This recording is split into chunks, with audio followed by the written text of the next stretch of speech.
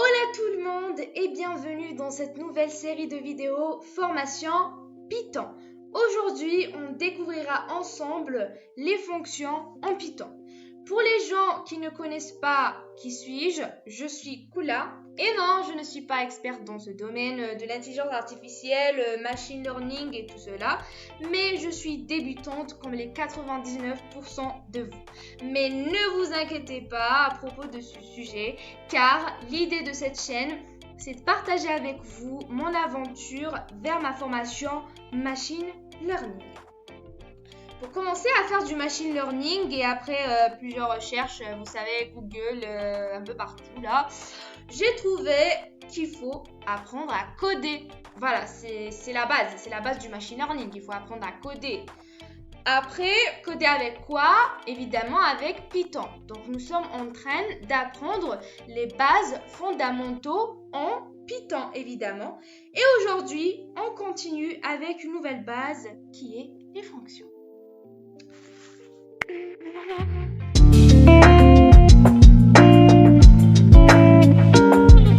Donc, ce qu'on va faire, c'est qu'on va faire un petit tour chez Google. Voilà. Ce qu'on va faire, c'est pas la façon traditionnelle dont on fait à chaque fois, c'est-à-dire aller dans Visual Studio Code et voilà, vous faire un petit peu chambouler la tête, vous faire des projets, etc. J'ai trouvé que c'était un peu difficile, donc on va faire juste une manière traditionnelle, donc laquelle vous cherchez sur Google, je cherche sur Google, j'apprends sur Google, tout est sur Google en vrai de vrai. Donc ce qu'on va faire, on va taper les fonctions en Python. Genre c'est tellement clair, il n'y a ni gauche ni droite, tu tapes les fonctions en Python et puis voilà. Voilà. Il est où déjà l'autre? Voilà. Regardez-moi ça, les fonctions en Python. Voilà, cours Python, voilà, ça me plaît, ce site me plaît.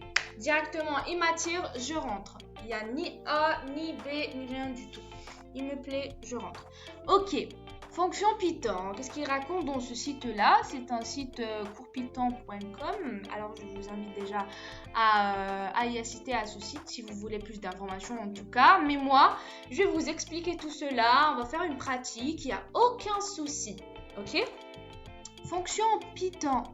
Ok, nous avons déjà rencontré diverses print, input, range, len. Ok, ça on l'a vu. Ok.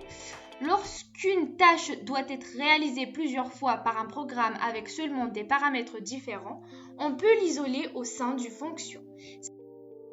Donc, comme nous avons dit, que par exemple la fonction print, c'est une fonction définie par quelqu'un d'autre et son rôle, c'est d'afficher du texte. Donc, comme nous pouvons aussi définir des fonctions qui servent à quelque chose, qui va faire des rôles.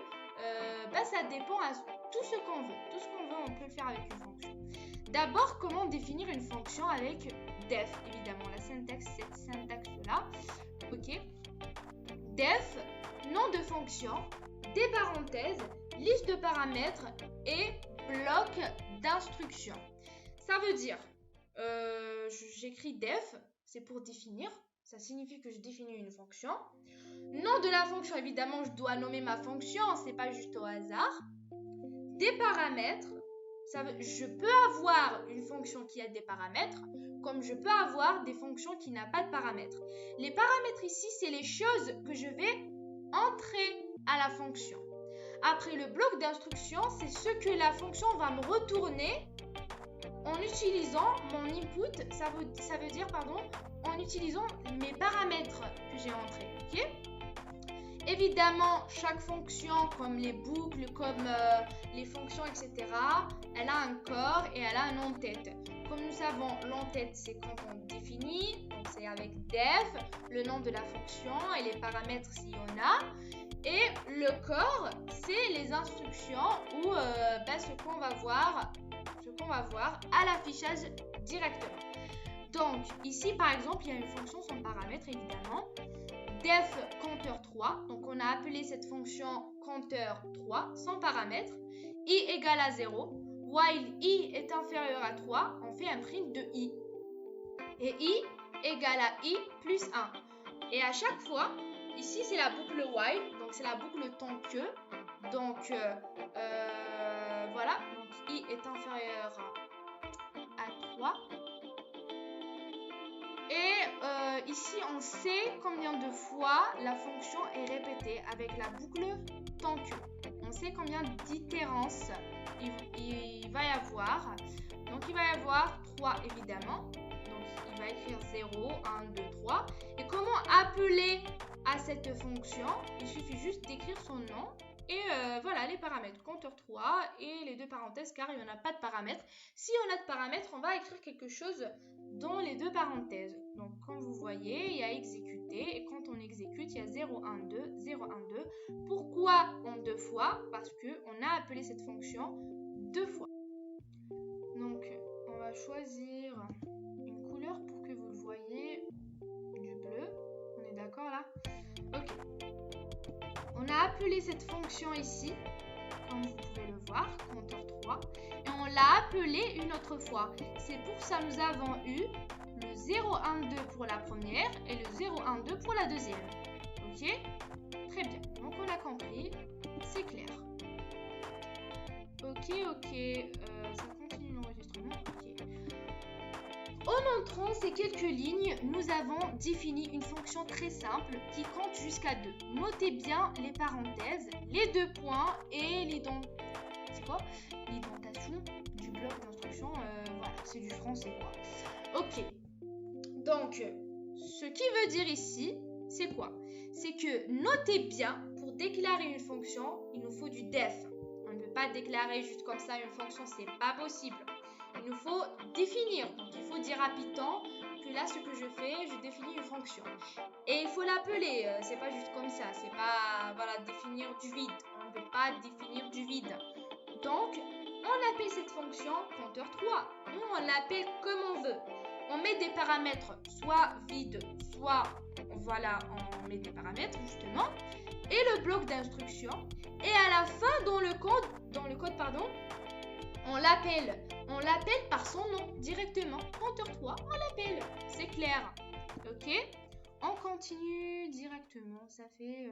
Il est également possible de sauvegarder ce programme en tant que script au sein d'idle. Ça ne nous intéresse pas.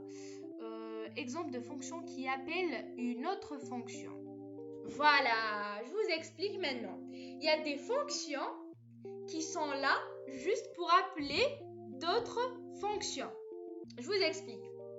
Ici, nous avons une fonction, donc on a déclaré def de compteur 3, on a expliqué, etc. Ici, là, juste en bas, on déclare une autre fonction. Et cette fonction, on l'appelle double compteur 3. Ça veut dire le double du compteur 3, ok? On définit ce compteur-là et on met compteur 3, compteur 3. Ce que je veux dire, c'est la même chose qu'ici. Genre, au lieu d'appeler... Voilà, c'est la même chose qu'ici. Donc, au lieu d'appeler la fonction compteur 3 deux fois, on crée directement une autre fonction qui va appeler la fonction précédente en deux fois. Donc, comme vous pouvez le voir, les instructions compteur 3, compteur 3. Donc, si je fais double compteur 3 et on fait exécuter, donc on exécute, on attend et il n'y a pas d'input. Bon, je préfère faire du copier-coller. Donc, vous copiez ça à Visual Studio Code. Ah ouais. Donc, j'ai fait un copier-coller. Voilà. Et regardez le résultat. Attendez. Donc, je vais juste faire terminal. New terminal. Pour exécuter tout cela. On attend. Et oui. Ah, ça bug là. Bug. Allez, tu peux exécuter là. C'est pas méchant si tu exécutes. Bon. Attendez. Il y a un vrai problème là. Ok. Donc, je prends run, start debugging. On va voir le résultat directement. Voilà. Bonjour. 0, 1, 2, 0, 1, 2. Voilà. Donc c'est la même chose, c'est comme utilisant compteur 3 en 2 fois, ou bien faire du compteur 3 en 2 fois, ou bien faire une fonction qui va faire ce compteur en 2 fois. Voilà, c'est la même chose. Ok. Donc, une première fonction peut donc appeler une deuxième fonction qui, elle-même, en appelle une troisième, etc. Évidemment, voilà, ainsi de suite. Créer une nouvelle fonction offre l'opportunité de donner un nom à tout un ensemble d'instructions. De cette manière, on peut simplifier le corps principal d'un programme en dissimulant un algorithme secondaire complexe sous une commande unique. On ne comprend pas là. Une fonction est donc en quelque sorte une nouvelle instruction personnalisée qui est possible d'ajouter librement à notre nouvelle programme. Ok, donc ça c'est du français quoi. Et là maintenant, nous avons des fonctions avec paramètres, car nous avons vu des fonctions sans paramètres, maintenant des fonctions avec paramètres. Par exemple ici, def, compteur, stop. While i est inférieur à stop, on print le i et le i égale i plus 1. Si on fait par exemple un compteur de 4, ça veut dire il va nous compter 0, 1, 2, 3 et il va stopper au 4. Si je fais un compteur de 2, il va me faire un 0, 1 et il va stopper au 2. Donc, exécuter. Voilà, 0, 1, 2, 3 pour le premier et 0, 1 pour le compteur de 2. Très bien. Donc, nous avons expliqué que les paramètres... Oh là là. Oh là là là là. Ça va pas. Voilà, c'est ici. Très bien. Donc, nous avons expliqué que les paramètres marchent ainsi. Genre, c'est ce que je dois, moi, rentrer. Ok, vous comprenez là? C'est ce que je dois moi rentrer. Et les instructions qui seront exécutées, c'est juste des opérations sur ce que j'ai entré. Ok, vous comprenez? Très bien. Utilisation d'une variable comme argument. Aussi, c'est possible. Voilà. Ici, c'est très clair. Genre, j'ai une variable de a égale à 5. Je veux faire le compteur de a. Je veux compter et stopper à 5. Donc, j'ai une variable de a égale à 5. Je peux mettre évidemment a comme paramètre, car a égale à 5. Au lieu de mettre 5, je mets directement le nom de la variable qui a stocké le chiffre 5. C'est la même chose. Comme vous pouvez le voir, nous avons 0, 1, 2, 3 et 4. Ok. Nous avons fonction avec plusieurs paramètres. Voilà, nous avons vu une fonction vide. On ne peut pas l'appeler vide, hein. Je ne peux pas inventer des choses. C'est moi qui dis vide, ça n'existe pas vide dans le dictionnaire de Python. Donc, il ne faut pas parler trop. Donc, ce que je vous dis par contre, c'est qu'il y a une fonction qui n'a aucun paramètre. Il y a une fonction qui a un seul paramètre et il y a une fonction qui a plusieurs paramètres. Par exemple, ici, la fonction suivante utilise 3 paramètres. Start qui contient la valeur de départ, stop la borne supérieure exclue comme dans l'exemple précédent et step le bas du compteur. Je comprends que vous n'avez pas compris car j'ai pas compris aussi. Donc, ok, on regarde l'exemple, c'est le plus important. Donc, def, compteur complet, start, stop, step. I égale à start. I égale à start. Genre, quand commencer, je vais lui dire quand commencer, avec quel chiffre je dois commencer. Okay. While I est inférieur à stop, je print I. Et I égale I plus step. Genre, je vous explique. C'est très simple. Cette fonction est très simple. Un exemple très parfait, perfecto. Donc, je vous explique. Donc, ici, nous avons un compteur complet. On lui rentre la valeur, le chiffre dont il va commencer. Par exemple, ici, j'ai entré le 1. Donc, start, c'est pour faire comme quoi le chiffre dont il va commencer ici, c'est le 1. Il va commencer par 1. Le stop, il va stopper jusqu'à quand? Jusqu'à 7. Et step, il va ajouter combien à chaque fois? C'est 2. Expliquons cela. Si je fais start avec 1, ça veut dire i égale à 1. While i est inférieur à stop, 1 est inférieur à 7, je print i. Il print 1. I égale i plus step, ça veut dire i plus step qui est 1 plus step 2 qui est 3. Et ça va refaire 3 est inférieur à 7 et puis plus 2 et ça nous affiche 1, 3 et 5. Voilà.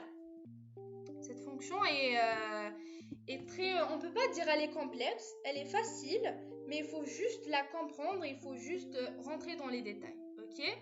Très bien. Donc ici, on parle un peu de variables. Ok. On met un peu ici, regardez. Def test. B égale à 5. Print A, B. Donc qu'est-ce que j'ai fait ici? J'ai défini test, une fonction test, qui a aucun argument. J'ai fait que B égale à 5, ça veut dire que B, il est constant. Et j'ai fait un print de A et un print de B. Ça veut dire, qu'est-ce que j'ai fait ici? J'ai fait A égale à 2 et B égale à 7, ok? J'ai fait un test. J'ai appelé cette fonction. Qu'est-ce qu'elle a fait? Cette fonction, elle a fait 2, 5. Pourquoi? Parce que j'ai fait un print ici. Ça s'affiche que à chaque fois que j'appelle à test, il va me faire un print de A et B. Dans mon code, j'ai A qui est égal à 2. Donc, j'ai 2. Elle affiche directement 2. Et B qui est égal à 5, il est constant. Et là, qu'est-ce que j'ai fait? J'ai fait un print de... pardon. Il y a le B qui est égal à 7 ici. Ok? Ok. C'est quoi le problème? Donc, on prend juste pour que je vous fasse comprendre. Okay. Ici, nous avons B qui est égal à 5. Et nous avons, quand nous avons appelé à cette fonction, nous avons comme input 2 et 5. Et oui, le A et le B. Ok? Le A qui est 2 et le B qui est 5, évidemment. Mais le problème, c'est quoi? C'est que ici, j'ai que B égale à 7. Ça veut dire, quand j'ai changé la valeur de B, elle n'était pas changée dans la fonction. Et ça ne changera pas. Ça ne changera pas dans la fonction. Parce que cette fonction, on ne peut pas effectuer un changement dans le code. Ça ne va pas influencer la fonction. Vous comprenez? Genre, si je fais B égale à 7. Donc, ce que je voulais dire, c'est, même si j'ai fait que B égale à 7, genre j'ai changé, quand j'ai appelé à test, ça a toujours fait un 2 et un 5. Et là, c'est une autre partie. Là, vous n'allez pas me dire que ouais, ça a écrit 2, 7. Non, 2, 7, c'est pour l'autre partie qui est print AB. Et là, le B, on ne prend pas le B de la fonction. Non, c'est pas possible. C'est pas possible. Mais on prend le B ici. La fonction, elle est toute seule et on ne peut pas changer des choses dans la fonction. On ne peut pas changer le B ici. Le B, il est à 5. La fonction, on l'a déclarée comme quoi B égale à 5. Donc, B égalera à 5 directement. Voilà. On continue. Explication vidéo. Vous pouvez aussi voir des vidéos, c'est incroyable. Ce site est bien. Ouais. Je vais vous mettre en tout cas le site dans la bio. Vous pouvez y accéder. Vous pouvez voir ici. Il y a plusieurs cours même. NumPy. Voilà, il y a beaucoup de choses là. Base de Python, etc. Ce site est incroyable. Vous pouvez y accéder, vous pouvez exécuter étape par étape, etc. Utilisation d'une variable globale. Il peut se faire par exemple que vous ayez à définir une fonction qui soit capable de modifier une variable globale. Pour atteindre ce résultat, il vous suffira d'utiliser l'instruction globale. Utilisation d'une variable globale. Il peut se faire par exemple que vous ayez à définir une fonction qui soit capable de modifier une variable globale. Pour atteindre ce résultat, il vous faudra utiliser l'instruction globale. Cette instruction permet d'indiquer à l'intérieur de la définition d'une fonction quelles sont les variables à traiter globalement. Ça veut dire, si j'ai défini ici une fonction qui est test, global B égale à 5. Ça veut dire, je dis que même en dehors de la fonction, B sera toujours à 5. B égale à 5, print AB, voilà, on le print. Donc, à la première, quand j'appelle à test, donc il m'écrit 2, 5 directement. Et quand je fais aussi print AB en dehors de la fonction, malgré que j'ai changé mon B en 7, mais il m'affiche aussi 2,5. C'est pas comme la dernière fois de la fonction, quand j'ai fait print AB, il m'a affiché 2,7 pour la deuxième fois. Mais cette fois-ci, quand j'ai utilisé global, je me dis, c'est comme si j'ai dit à Python que moi, je veux que cette variable soit globale, que cette variable égale à 5 dans tous les cas, en dehors de la fonction et dans la fonction. C'est comme si je dis à Python, je travaille avec B comme étant il égale à 5. Il n'égale à aucune valeur que 5. Ok. Très bien. Les fonctions et vraies fonctions et procédures. Voilà, je vous explique un peu. Les fonctions qu'on a vues, donc des fonctions avec un seul paramètre, des fonctions sans paramètre, des fonctions avec plusieurs paramètres, nous avons vu global, etc. C'est des fonctions un peu basiques, c'est des fonctions un peu simples. Donc on va voir ici des vraies fonctions et des vraies procédures. Donc on va prendre un petit stylo là, on va choisir la couleur jaune, le soleil. Donc ici nous avons une fonction qu'on a définie, on l'a appelée cube. Nous avons comme paramètre W et ce qu'on a c'est return W cube de 3. Ça veut dire W fois 3 et le résultat il sera aussi multiplié fois 3. Très bien. Donc return ça va retourner tout simplement, c'est un terme évidemment en anglais, return, mais voilà, en français aussi retourner, ça retourne ça. Si on fait cube 3, ça veut dire le W dans ce cas il sera 3, donc mon cube de 3 il sera c'est 27. Ok. Si je déclare une variable A qui est égale à cube 4, et si je print A, j'aurai le cube de 4. Ben, en exécutant cette fonction, je ne sais pas trop dessiner d'ailleurs, je suis maladroite, mais A égale à cube 4, donc si je print le A, on va avoir le cube 4 par rapport à cette fonction évidemment, en utilisant cette fonction. Ok. Ok. On supprime un peu et on continue. Valeur par défaut pour les paramètres. Aussi, on peut mettre des valeurs à nos paramètres. Dans la définition d'une fonction, il est possible de définir un argument par défaut pour chacun des paramètres. On obtient ainsi une fonction qui peut être appelée avec une partie seulement des arguments attendus. Donc, on peut mettre des valeurs à nos paramètres. On va prendre le stylo du rose. Ok. Nous avons def politesse. On a défini une fonction qui s'appelle politesse. Politesse, donc nous avons deux arguments. L'argument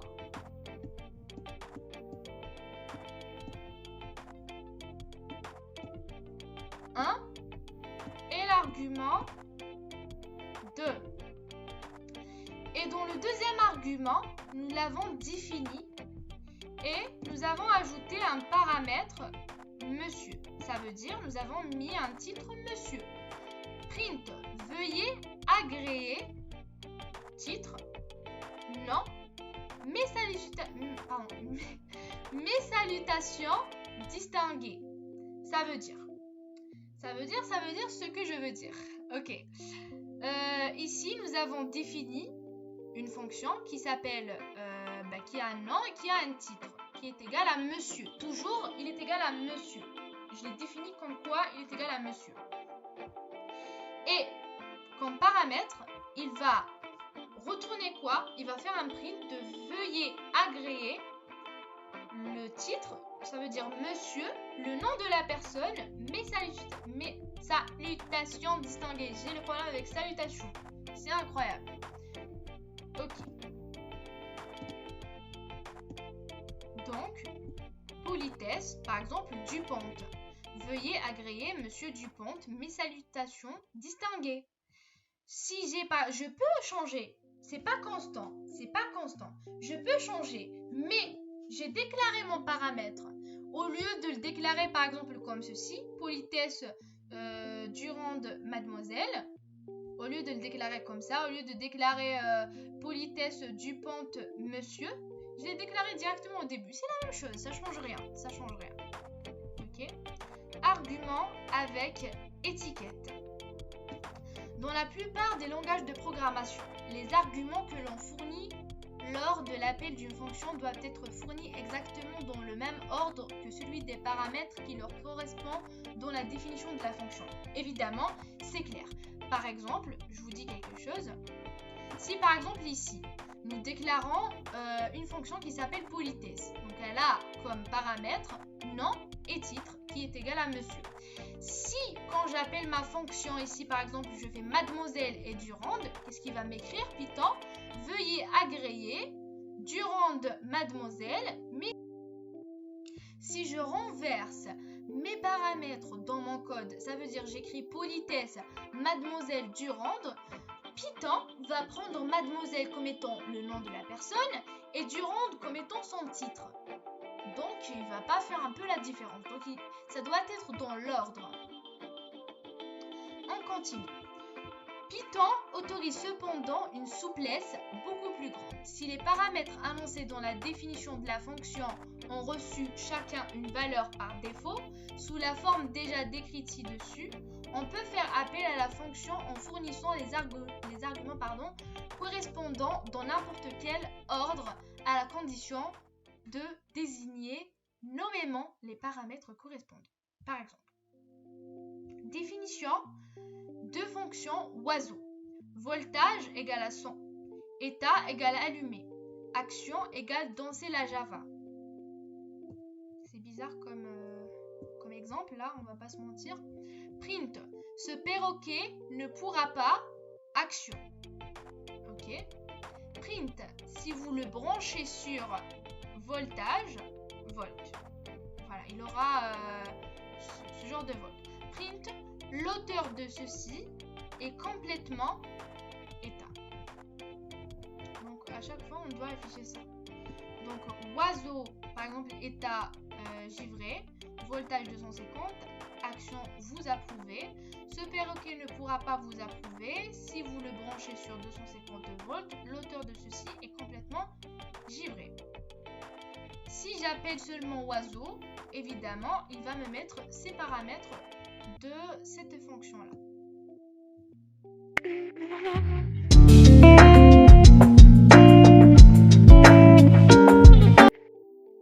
Avant de mettre fin à cette vidéo, qu'est-ce qu'on va faire? On va faire une petite pratique parce qu'à un moment donné, c'est pas juste de la théorie, c'est pas possible.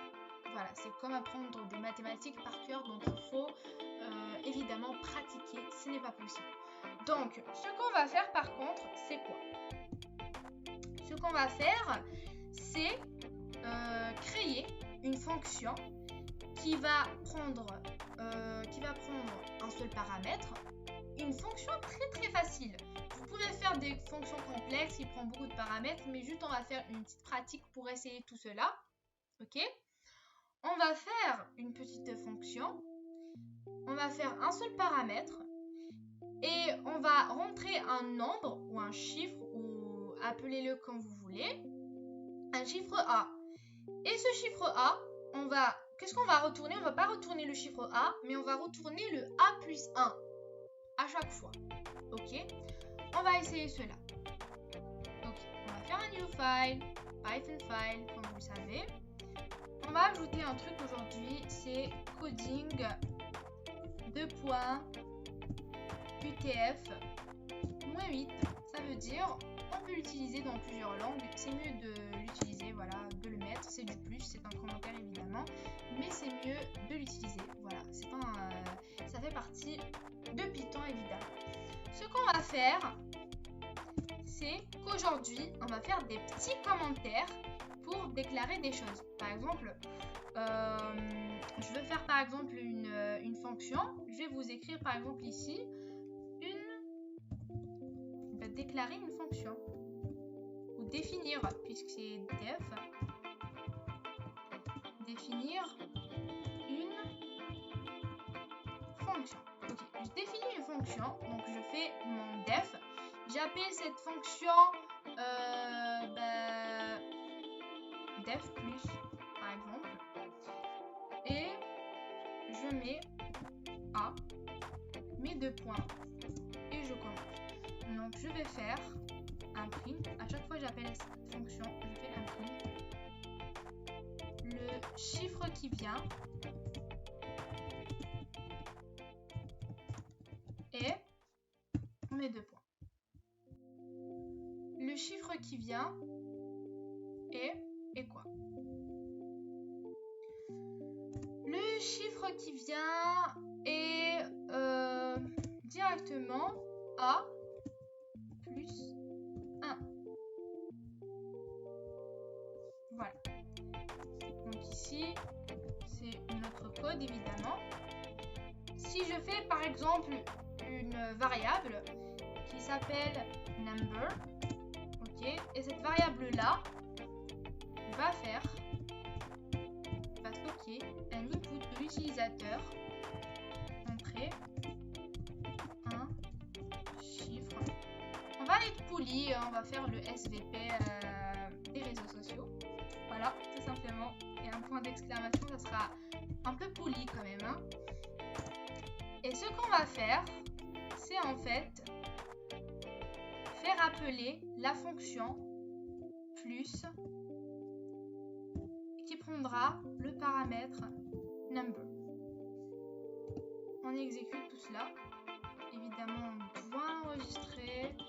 Donc je l'appellerai def. J'exécute. On attend.